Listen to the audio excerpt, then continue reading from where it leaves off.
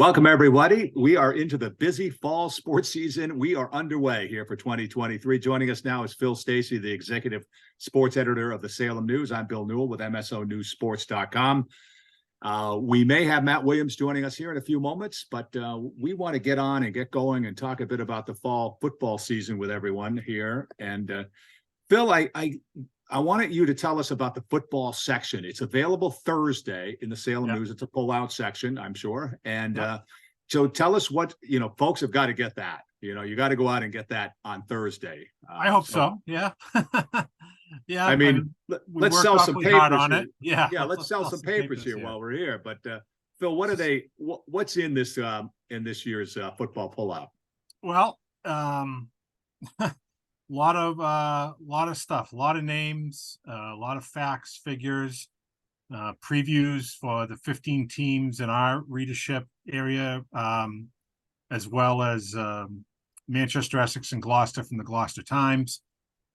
We have previews. We have who's going to start. We have schedules. We have quotes. We have all kinds of stats. We have photos from last year, new photos from this year.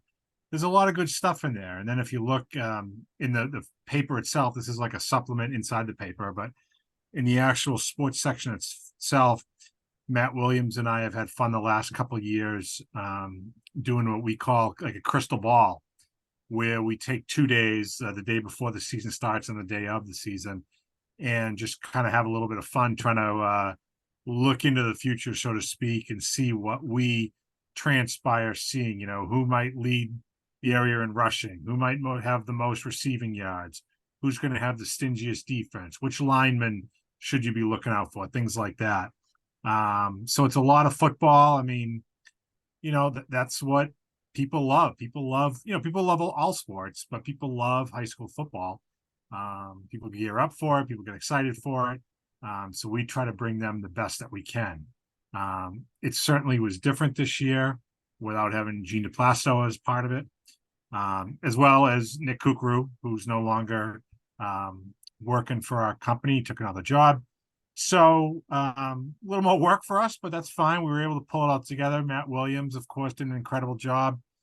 Nick Giannino, great job by Nick. All of our photographers, our page paginators, really did a great job on the cover and putting the pages together and whatnot. So it's always a team effort and one that we're really proud of. And, we hope that people enjoy it when it comes out Thursday. Sounds good. Phil, we'll talk about some of the matchups coming up this weekend, Friday, Saturday games. I got to ask you, though, you and Matt did a number of series. You did a couple of series over the summer on football. Yeah.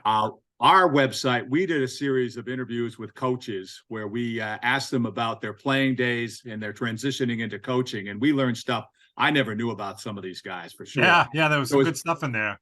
Yeah, it was. Some of it was amazing to us. We're listening. I get it. It's funny, like when you get to know a coach's personality,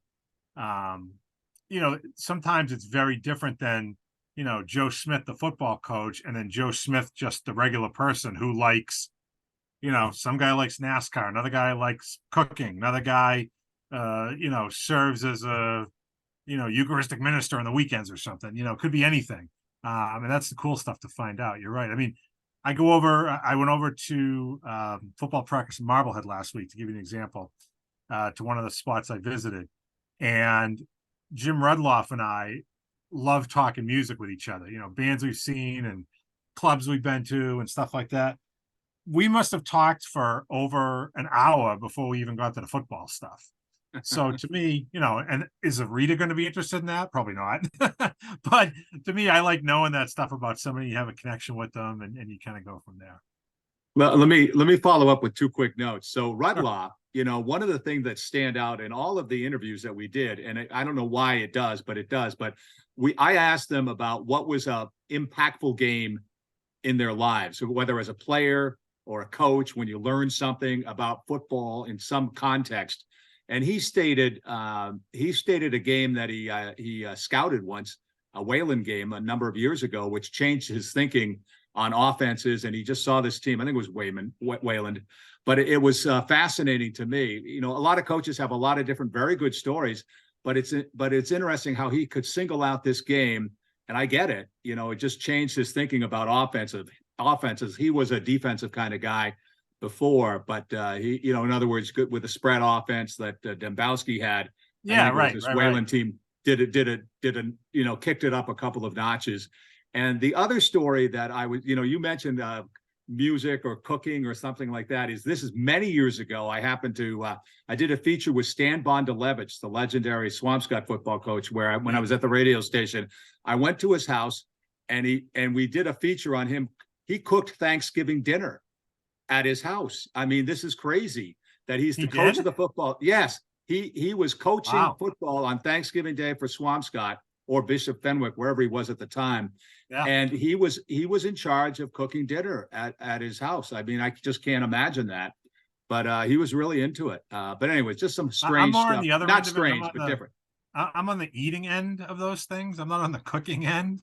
Yes. Although I do remember Bobby Serino, you know, the former Swampscott football coach, he just retired last year, telling me that he loved making pasta with meatballs and sausage, but only for the linemen. The skill guys couldn't have any. It was all for the big guys. And I said, well, you know, Bobby, if I played for you, I certainly wouldn't be a slot back. You know, I mean, hey. So no, I like that he said that. That was always really good. No, that's good. That makes sense. You know, no, Yeah, yeah. you're not touching this No, pasta. You know, no, no, no, no, not for you are you, not carving 160 up. pound Yeah, guy. You got to be 220 or over to have this, I think. You yeah, know. I know. No carbs. All right, Phil. So did I ask you what was the interesting thing, or did you get a chance to answer this? Oh yeah, you did. The Rudloff Yeah, story of the music. yeah, Okay, I got you. yeah, I'm sorry. Sometimes we digress, I guess. Well, let's get right to it quickly then, Phil. Let's get to yeah, a handful of games.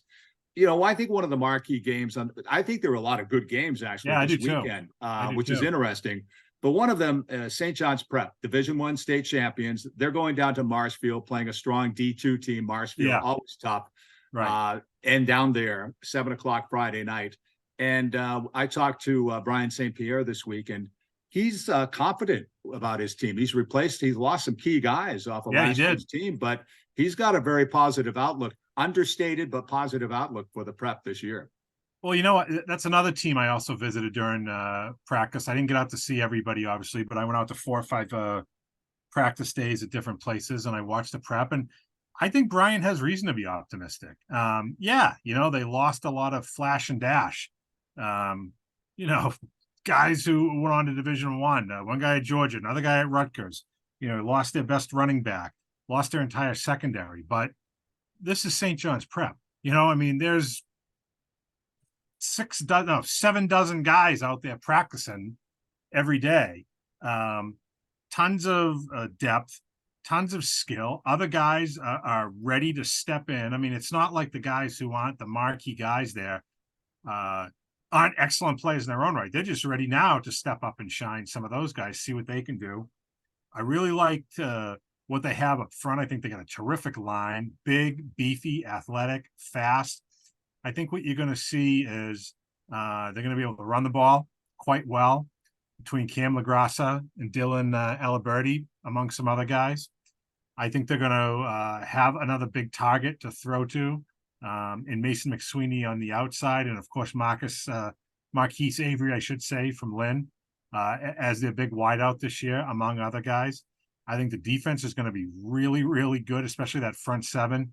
Johnny DeGratis as the inside linebacker, really ferocious, gets after it very, very well. And I think the secondary is going to surprise some people. They are new as starting position, but tons of skill back there. They can ball hawk. I saw some guys really going up, getting after passes, picking off passes, good passes in practice. I mean, and they're so well coached. They're just so, and that's not just Brian, although Brian is excellent, but Brian has terrific assistants with him. Now, I'll say this. Marshfield's a great program. Talk about what a way for them to start the year if they would have beat the defending Division I state champions at home opening night, Friday night. that would be tremendous for them. But I think if St. John's plays the way they're capable of, and this is a team that's obviously going to get better as the season goes along, and has a great game next week at Central Catholic. So even though it's opening day, you don't want to get caught looking ahead and saying, Marshfield Division 2. No, they're focused on the task at hand. I think if the Prep plays the way they should, they come back with a big victory and begin their title defense off right. I'll just follow up. I was mentioning our interviews we did with the coaches, but folks, be sure to search out the one we did with Brian St. Pierre on the coaches' profiles, because he tells some great stories. One of them that stands out was his draft day story when he was drafted by the NFL, or draft weekend, as it turned out. I won't say anymore, but man, what an interesting guy he is, and what a determined coach Brian St. Pierre is, as far as being a when you just player and pro coach and coach. When you talk to Brian about the guys he played with, whether at St. John's, at Boston College, in the NFL, I mean, amazing stories that you like, really, stories that'll make your head spin, stories, and I think unfairly, a lot of people see Brian as a very rigid, stoic guy. Brian's not that way at all. No. Brian is, and I mean this, Brian's a great guy. Like, he's a guy's guy. He just plays it close to the vest when it comes to his team. And I get that. As a football coach, you maybe have to have a little bit of that. Everybody's gunning for you at a program like that. He keeps things in-house, gets the team believing. And, they focus on their team goals and missions one game at a time. All right, I'm looking at the schedule, Phil, and I've got to ask you this. I mean, the first weekend you got Danvers playing at Tewksbury. Now, that game, I'm totally baffled what to expect from Danvers or from Tewksbury this year. But it's just interesting to see again this pattern that runs through Danvers playing these middle Merrimack Valley teams. Now, at the beginning of the year, when they met them many years in postseason, and there was always these Merrimack Valley matchups for Danvers, and they how do I want to say, they competed very well against them, but here they are playing at Tewksbury on Friday night. Well, I think there's a reason for that. I mean, Ryan Nolan knows what he's doing. Obviously, he knows that by playing the Tewksburys and the Reddings of the world, that's going to help his team's power rankings, but it's also going to help his team as they get ready for Northeastern Conference play. It's going to toughen them up. It's going to get them prepared for hard-hitting smash mouth football that the MVC plays very, very well, especially teams that have great histories like Tewksbury and Reading. And this year, sandwiched in between those two is Salem, which is certainly no slouch. I mean, Salem could be one of the best teams in the Northeastern Conference, upper or lower this year, I should say, Dunn or Lynch. So Danvers has a great slate before they even get in to NEC Dunn competition. Tewksbury game will be interesting because, as you mentioned, they're always very, very well coached. It's a different team than when they would play. If you remember at the old Tewksbury Stadium, it was literally an old grass pit. It made the field at Hamilton Wenham look like Gillette Stadium. I mean, it was literally where like cows would go out and graze. But that's Phil. That's too rough. That's way too rough. I'm not even being rough. I'm just saying, like, I thought Tewksbury was great to begin with, but that gave them a tremendous advantage playing on that field, being used to that field and all. But Danvers has done well, and I think Danvers is really going to surprise people this year. When I look at them and I see, like, geez, they won 5 games a year ago. I'm not saying they're going to double that win total. That would be a little bit much, but I could see them winning 7, 8, maybe more games. I think they got a lot of talent. They got a lot of skill in the trenches too. Some big guys, some athletic guys. Of course, 4-year guys back, and the quarterback, Travis Racine, and the running back / slot back, Owen Gasanowski. The Metvia brothers are both really, really good players. A lot of talent on that Danvers team. So I think they can go up there and come back with a win. In fact, as a sneak in our football picks this week, they are my upset pick to come home with a win this week.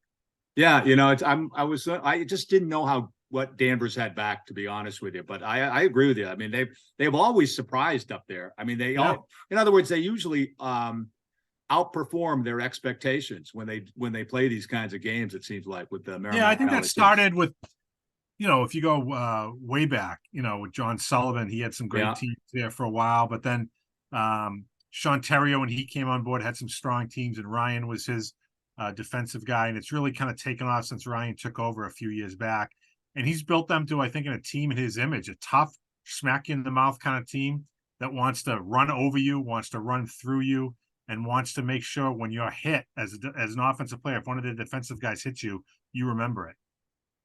Now, I have no idea whether I'm right on this or not, but Bishop Fenwick playing at Marblehead on Friday night, I'm thinking there'll be some points scored in this game. That's just my thinking. I don't know. This was one of the toughest games to pick. I'll be honest with you, and I think it's a terrific game. So you get a couple of different things going on here, and we're Matt Williams here. He could tell you about this because he and I have talked about this. But I think if you're trying to do breakdowns, and you look at the two teams here, you have two just tremendous coaching staffs.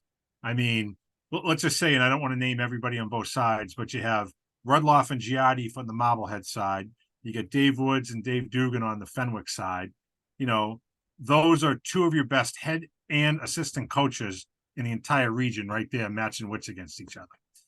Then you have the impetus of Fenwick that loves the chance to play up against upper division teams and prove what they are capable of.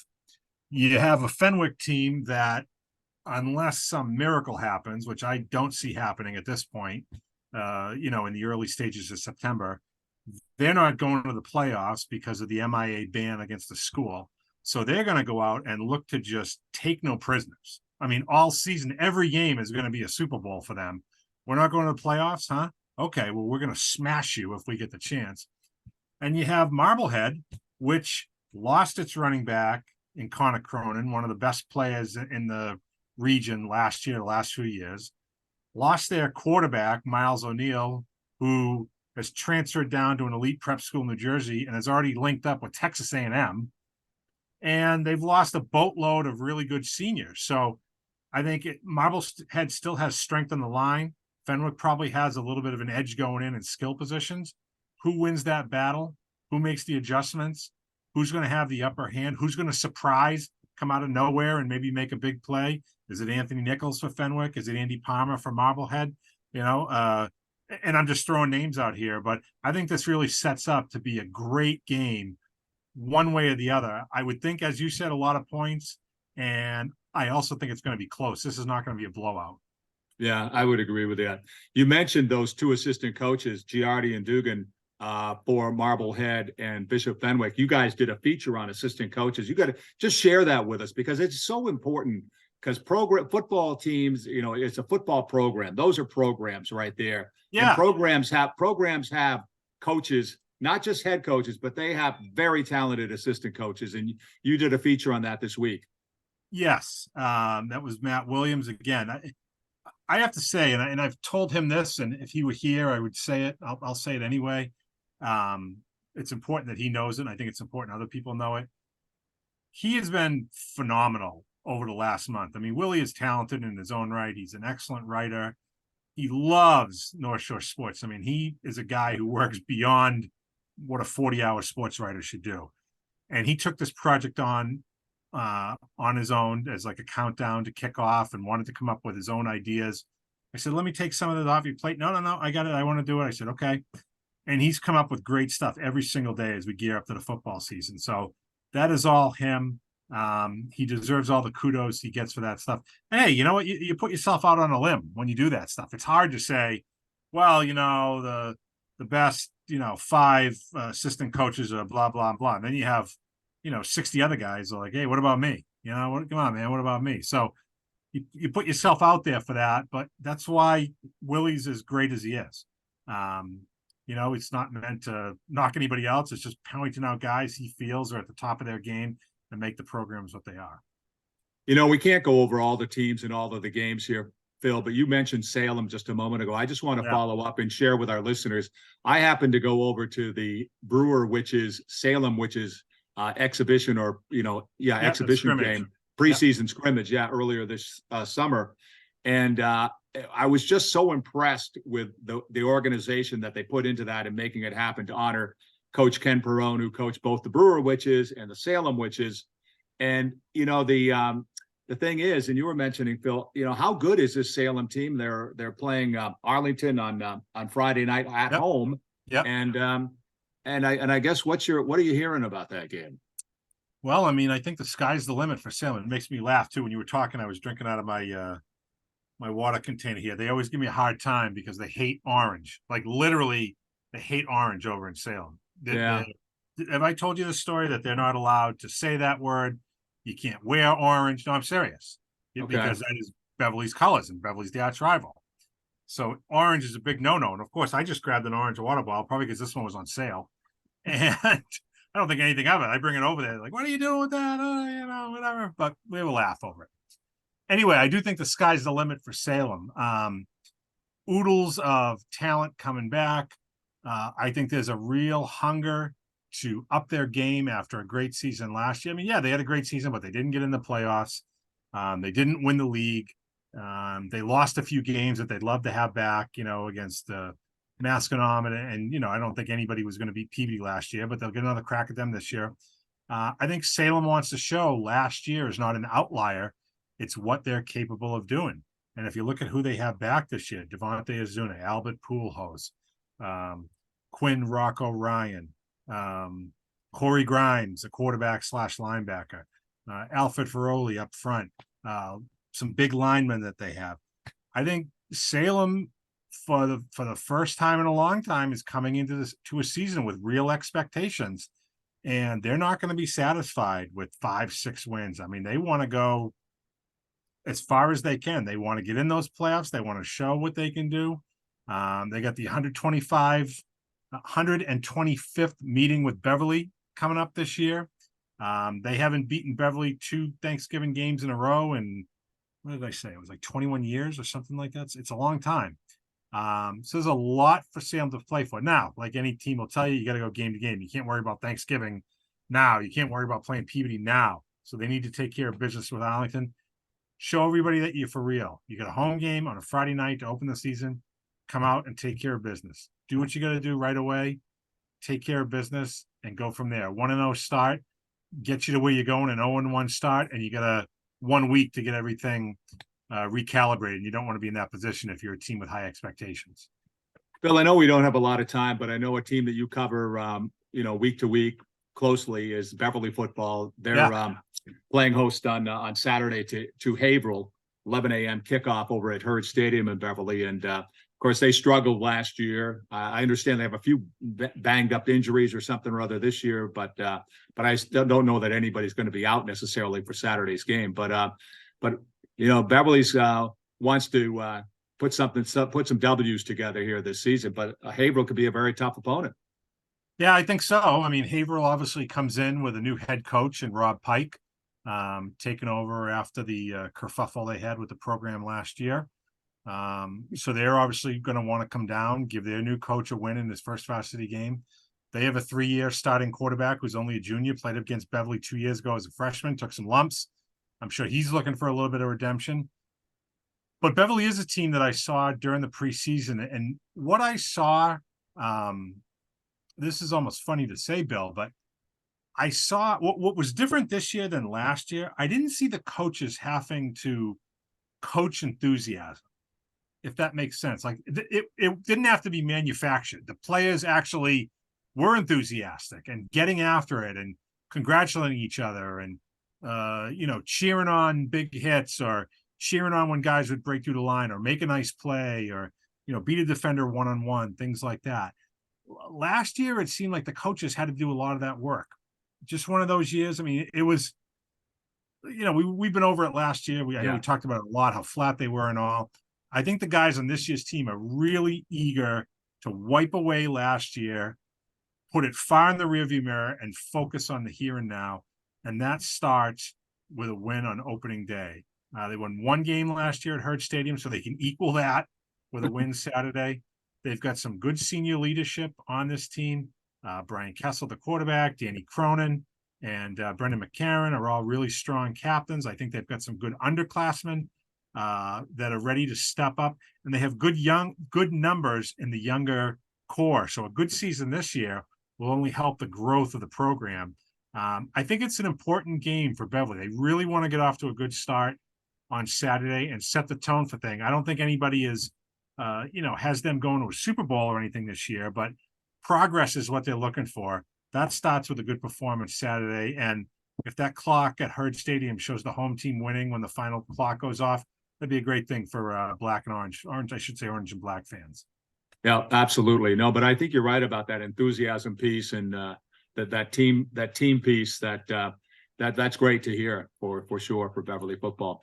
Phil, I won't go over any more games unless there's something you want to talk about, but I wanted you to have a chance to just give a quick highlight or review on a couple of notes so far, because we've got soccer underway, field hockey, so on, golf, cross country. I know you can't summarize all that, but does something jump out at you that we've seen here in this very first week of fall sports?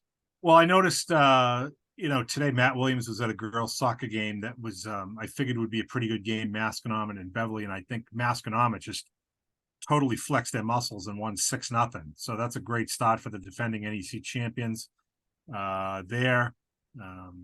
Caught a field hockey game yesterday where Danvers beat Beverly. Danvers looks strong.